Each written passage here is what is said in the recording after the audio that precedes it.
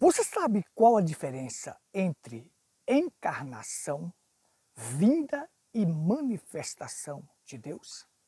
Vem comigo que nós vamos discorrer agora sobre este assunto. Eu sou o irmão Gutenberg e este é o programa Pedra Angular. Tabernáculo em Pedra Branca, Paraíba, Rua Cândido Gambarra, sem número, próximo à antiga caixa d'água, apresenta o programa Pedra Angular.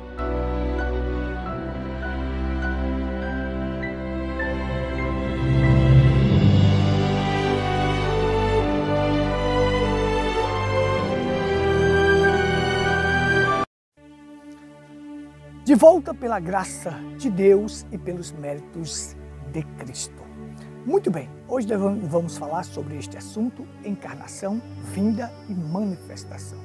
As pessoas fazem uma grande confusão a respeito disto.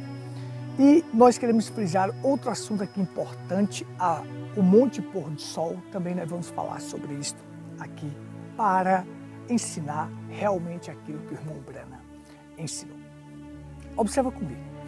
Encarnação, ela acontece só uma única vez, quando Deus se encarna.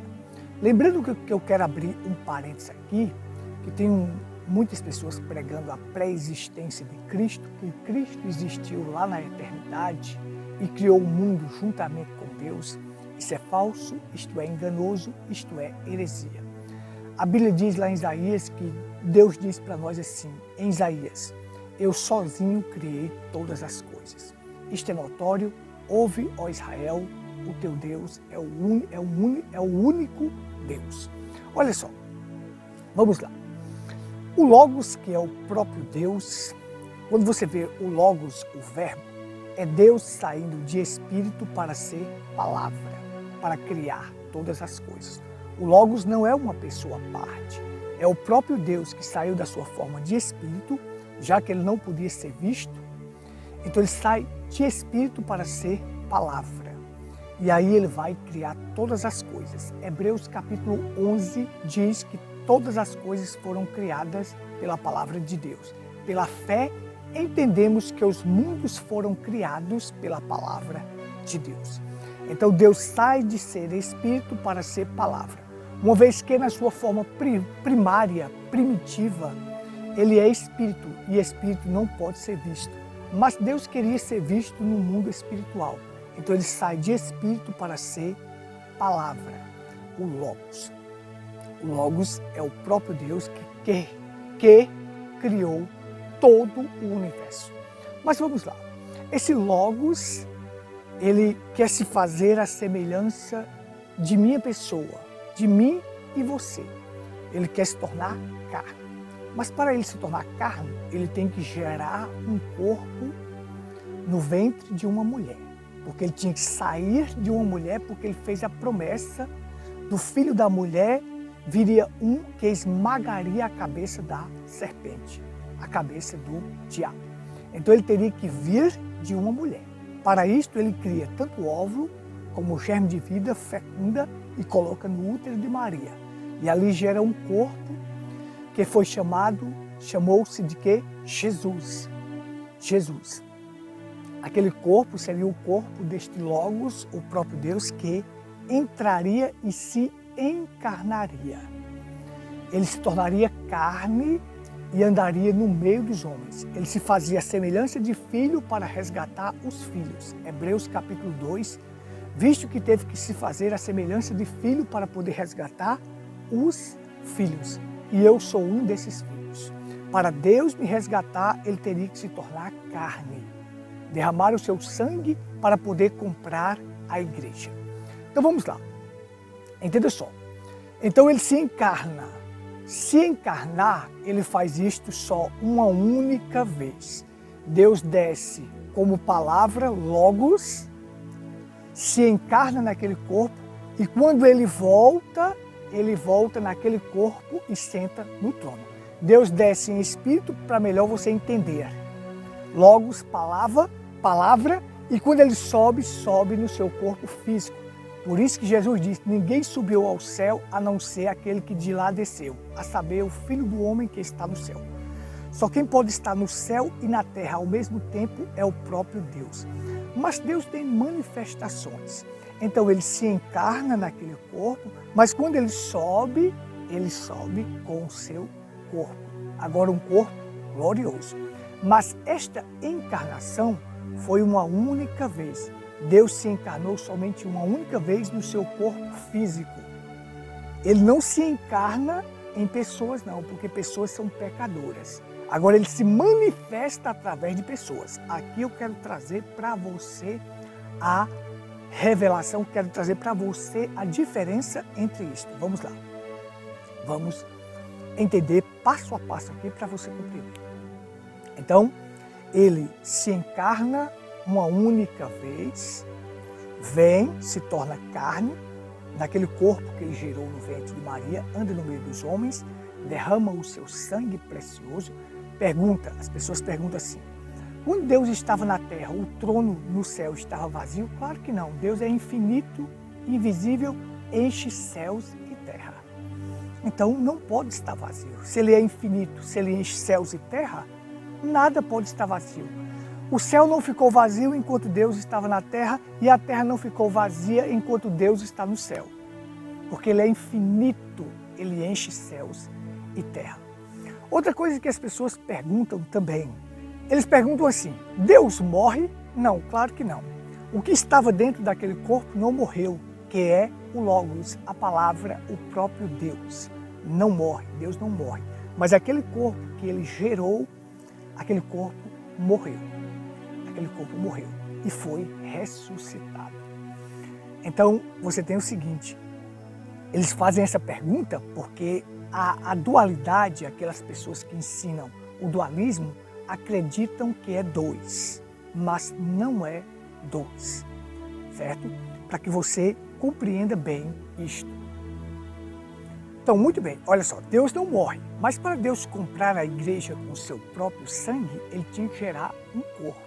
E este corpo iria morrer, porque este sangue iria pagar o preço, iria remir e redimir cada um de nós dos nossos pecados. Então, observe só essas perguntas que as pessoas fazem. Se você não harmonizar as Escrituras, você faz heresia. Jesus muitas vezes falava como filho e falava como pai. As pessoas que se dobravam diante de Jesus, por exemplo, Tomé disse, Deus meu, Deus meu. Um judeu só chama uma pessoa de Deus se for o próprio Deus, o rei do universo, aquele que criou todas as coisas. O cego de nascença diz, se este homem não fosse Deus, jamais abriria os olhos de um cego de nascença. Muitas vezes você vê Jesus se expressando como filho e muitas vezes ele falando como o próprio pai. Quando Jesus diz assim, eu vou e volto para junto de vós. Então, você vai entender o seguinte, que ele tinha era uma natureza dual. Veja, natureza divina e natureza humana. A natureza humana falava com a natureza divina e a natureza divina falava com a natureza humana. Mas não eram duas pessoas, uma única pessoa. Então, você vai compreender tudo isto aí. São duas naturezas, mas uma só pessoa. Se você pegar a arca, você vai ver que a arca ela tinha o quê? Ela era feita de dois materiais formando uma só peça. Madeira de acácia revestida de ouro. Madeira de acácia simboliza a humanidade de Cristo. O ouro simboliza a divindade, o Espírito Santo. O Espírito Santo é o próprio Deus, é o próprio Logos que se encarnou em Jesus. Não temas receber Maria como tua esposa, porque o que dela foi gerado é do Espírito Santo.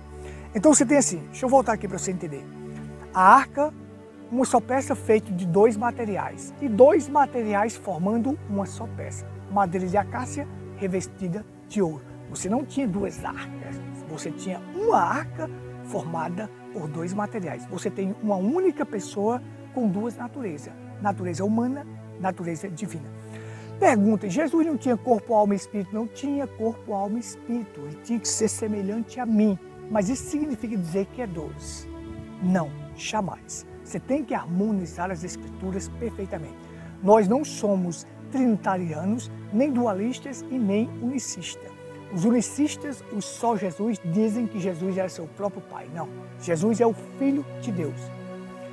Nós não cremos em um filho na eternidade, nós cremos no filho gerado no ventre de Maria, porque aí tem uns camaradas aí mentindo, dizendo que a gente é unicista e acredita que Jesus é o próprio Pai e que o filho não foi gerado. O filho foi gerado no ventre de Maria e aquilo seria o corpo de Deus. Agora, um filho gerado, uma pré-existência lá na eternidade, isto é falso, é enganoso, é heresia.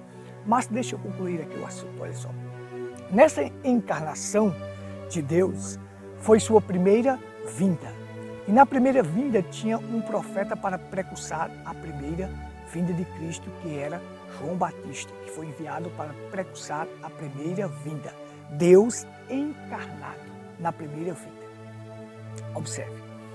E aí, quando Deus entra em cena, Cristo entra em cena, este profeta sai de cena. Convém que ele cresça e que eu diminua.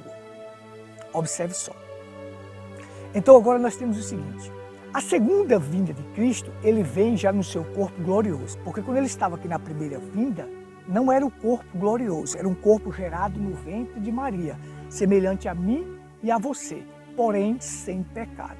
Um corpo que foi gerado sem pecado, uma vez que o sexo foi o pecado original, este corpo foi gerado sem o sexo. Jesus não nasceu do sexo, por quê? Porque se ele nascesse do sexo, ele seria um pecador. Ele não nasceu do sexo, foi gerado no ventre de Maria sem a participação do homem. Tudo foi a participação divina. Criou tanto o óvulo como o germe de vida, fecundou e colocou no útero de Maria e ali gerou aquele corpo. Maria foi mãe de Jesus? Não, Maria era só uma incubadora que carregou Jesus. Você pega um menino que nasce de 7 meses e coloca ele numa incubadora, aquela incubadora não é mãe da criança. Aquela incubadora, a incubadora serviu de instrumento para a criança ficar até completar os 9 meses. Mas a incubadora não é a mãe desta criança, não é a mãe. É um instrumento, o veículo pela qual a criança ficou. Então Maria não é a mãe de Jesus, porque não existe participação humana na geração do Filho de Deus. O Filho de Deus foi gerado divinamente. Deus criou tanto o óvulo como o germe de vida. O germe de vida que eu falo é para não usar a palavra esperma, não gosto de usar essa palavra. Então eu uso germe de vida. E colocou no útero de Maria. E ali gera um corpo, começa a se desenvolver o embrião. E esse corpo recebeu o nome de Jesus. Então observe só, nessa primeira vinda encarnado, tem um profeta que precursa a sua primeira vinda, e ele vem num corpo gerado no ventre de uma mulher, não é o corpo glorioso. Ele morre, ressuscita, sobe, senta no trono, ele prometeu voltar na sua segunda vinda para vir nos buscar. João capítulo 14, depois voltarei para vir vos buscar, para que onde eu estou estejais vós também. Sua segunda vinda é para vir nos buscar. Esta é a segunda vinda. Tem um profeta? Tem. Um profeta que precursa a segunda vinda de Cristo. Assim como na primeira vinda teve um profeta, na segunda vinda tem um profeta que precursa a segunda vinda de Cristo. Sua mensagem precursa a segunda vinda de Cristo. A vinda de Cristo foi lá no Monte Pôr do Sol, quando aquelas constelações, aquela nuvem de anjos vieram para vindicar o ministério profético. Aquilo foi a segunda vinda de Cristo? Não, isso é falso, é enganoso. Por quê? Porque tem pessoas fazendo a comparação aí, dizendo que assim como João Batista veio, precursou a primeira vinda, William Branham precursaria a segunda vinda. Então no Monte Pôr do Sol foi a segunda vinda de Cristo. Isso é falso, gente, isso é falso. Porque quando Cristo veio na sua primeira vinda, ele veio num corpo nascido de mulher. Você não pode fazer essa comparação. Havia 2 corpos físicos ali conversando. Jesus se encontrou com João, 2 corpos físicos. 2 corpos físicos nascidos de mulher. Embora Cristo seja sem pecado, estavam conversando. E João batizou ele, Cristo. Observa só. Então, havia esses 2 corpos físicos. Ali estava um profeta precursando a primeira vinda. Quando Cristo entra em cena, este profeta sai de cena. logo, logo, ele é morto e sai de cena. Já agora, com o William Branham, que é o precursor da segunda vinda, e o William Branham diz que a segunda vinda é no rapto, já tem pessoas trocando aí vinda por ida. Olha, não vão fazer isto, que vocês vão causar outra coisa. A vinda de Cristo é até as nuvens. Voltarei para vir vos buscar. Varões galileus, porque estão olhando para cima? Este Jesus que viste subir, descerá. Assim como ele foi envolto em uma nuvem, ele voltará até as nuvens e nós iremos ao encontro dele nos ares.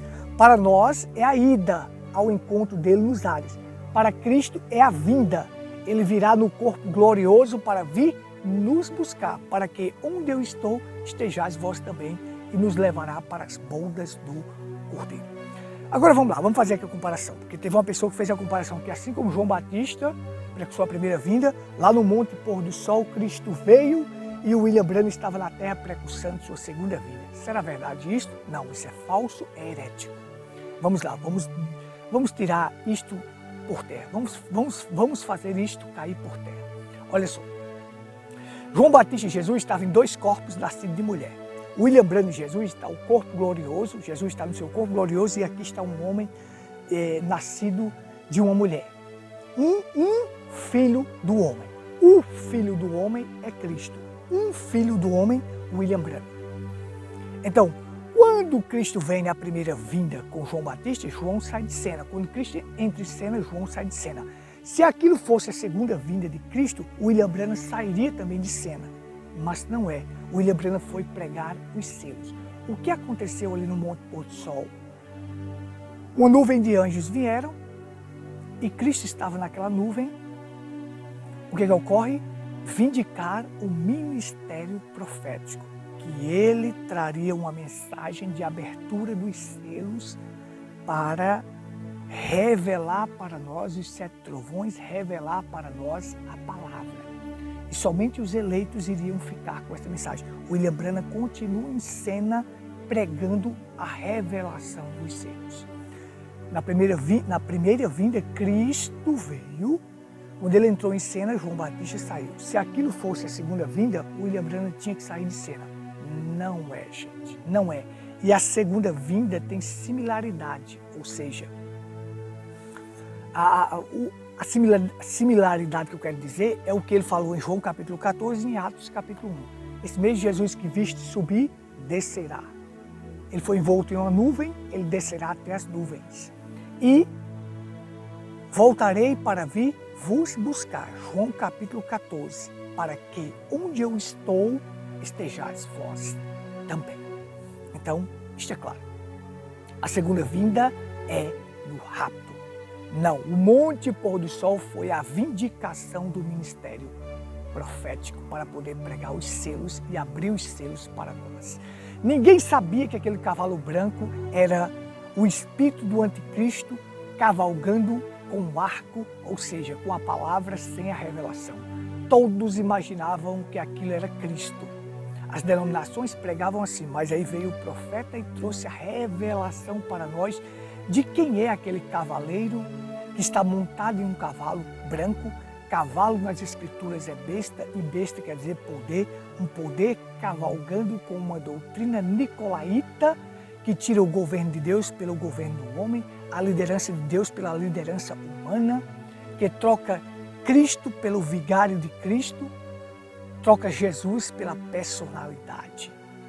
Então aquela cavalgadura que vinha na cor branca para enganar, aquele era o espírito do anticristo cavalgando para trazer a doutrina dos nicolaítas. Começa com uma obra e termina com uma doutrina que perdura até hoje, levando as pessoas à morte. Quem sabia disso? Ninguém. Mas aí o profeta veio e trouxe para nós a revelação. Então, por último, agora deixa eu terminar. Você já entendeu aqui o que é encarnação, o que é a sua segunda vinda, que é no rapto, e agora manifestação do Filho do Homem. Manifestação do Filho do Homem é quando Deus se manifesta em qualquer pessoa que seja homem. Ou seja, um vaso consagrado a Ele, Ele se manifesta através deste vaso. Deus se manifestou de forma especial através de um vaso que ele escolheu para ser o profeta desta era, William Marion Branham. Através desse vaso, ele se manifestou trazendo a palavra para nós. Deus é assim, quando ele quer, ele usa quem ele quer. Ele usou até uma jumenta para falar. Ora, Deus é assim, quando ele quer se manifestar, ele usa quem ele quer. Ele pode usar a mim como filho de um homem, pode usar você, pode usar Fabrício, pode usar Orlando, pode usar qualquer pessoa. Ele pode usar, desde que você esteja consagrado e rendido a Ele. O profeta diz, Deus te usa o quanto você é rendido e consagrado a Ele, Ele te usa. Então, isto é a manifestação do Filho do Homem. Em especial no profeta William Branham. Ele se manifestou trazendo a revelação da palavra, mas pode se manifestar através de mim e de você. Então, manifestação, ele se manifesta em qualquer homem, em especial naquele vaso que ele escolheu para ser o profeta desta era, William Branham. Vinda de Cristo, a segunda vinda, é no rapto, quando ele virá para vir nos buscar. E a encarnação aconteceu uma única vez. Deus se encarnou no seu corpo. Desceu em forma de palavra, em espírito, vamos dizer assim, em espírito, porque ele saiu de espírito na sua forma primitiva para ser palavra. E essa palavra, a palavra é espírito. Ou seja, o Espírito Santo é o próprio Deus, que é a própria palavra, é o Logos, que nos conscientiza do pecado, da justiça e do juízo. Na forma primitiva, como Espírito, ele não pode ser visto. Jesus diz, ninguém jamais viu a Deus na sua forma primitiva. Mas quando ele passa a ser palavra, o Logos, aí ele foi visto no mundo espiritual. Aí ele passa a ser carne, ele foi visto no mundo físico. É tremendo. Por isso que o apóstolo João diz, as nossas mãos apalparam a palavra da vida. As nossas mãos tocaram a palavra da vida, porque a palavra se fez carne. Uma única vez em um único corpo. Os cacoumitos, os seguidores de Cacou, diz que Cacou é Jesus encarnado novamente na terra. Olha a blasfêmia, olha o engano. Deus se encarnou somente uma única vez no seu corpo que ele gerou. Ele veio como palavra, se encarnou, o verbo se fez carne e habitou no meio de nós e vimos a sua glória.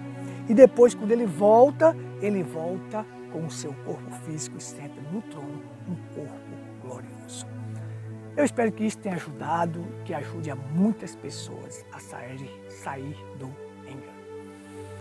Eu sou o irmão Gutenberg, compartilha este conteúdo e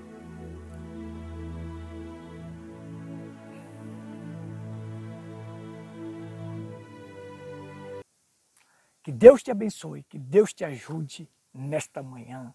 Shalom a todos.